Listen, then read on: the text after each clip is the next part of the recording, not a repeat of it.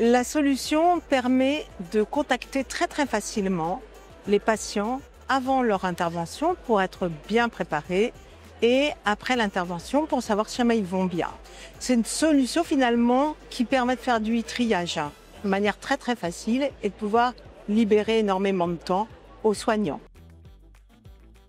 Il y a des études qui ont démontré en effet que le canal SMS est réellement le plus efficace pour contacter les patients et que surtout c'était le canal préféré des patients et ça permettait de vraiment faire gagner 90% du temps dédié aux appels. Je vous donne un exemple. Si un soignant a 50 patients à appeler par jour, eh bien, une fois que la solution est déployée, il n'en a plus que 5. Au niveau des établissements, l'impact il est exceptionnel. D'une part, ça leur permet d'être en conformité avec les recommandations de la HAS. Ça permet d'avoir une traçabilité complète de tous les échanges avec le patient et ça, une traçabilité qui va directement dans leur DPI. On va avoir un premier élément qui est très important. En fait, c'est la synchronisation en temps réel du parcours patient.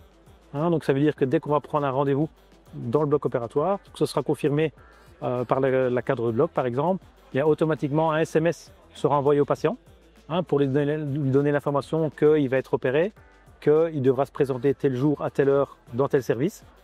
Donc ça, c'est une manière complètement automatisée.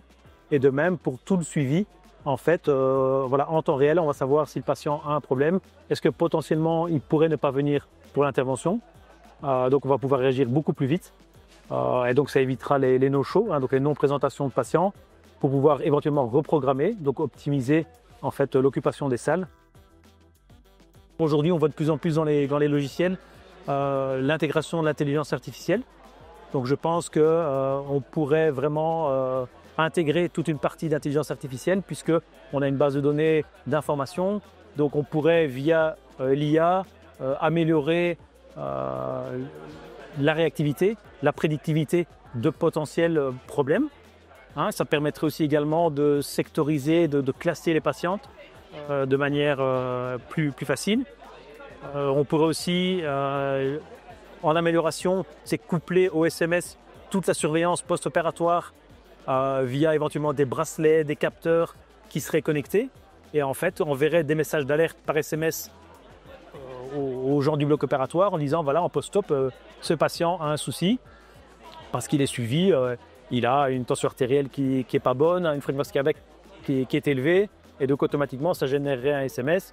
Voilà, donc tout ça sont, je pense, des voies d'avenir qui sont vraiment importantes et qui aideraient encore plus le travail au quotidien.